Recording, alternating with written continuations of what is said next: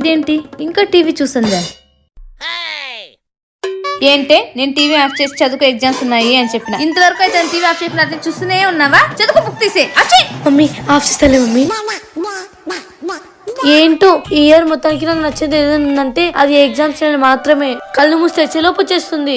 ఈసారి ఏదేమైనా సరే ఎగ్జామ్స్ మాత్రం చింపేయాలి. ఏంటి ఛాయ చింపుతా అంటున్నావు? పేపర్సా? ఏం లేదు మమ్మీ, ఈసారి ఎగ్జామ్స్ బాగా రాసి ఈ పేరు నిలబెడదాం అనుకుంటున్నా. నేను ఆల్రెడీ నిలబడే ఉన్నానే. నువ్వు మళ్ళీ ఆ పేరుని పడేయకుండా ఉంటే చాలే తల్లి.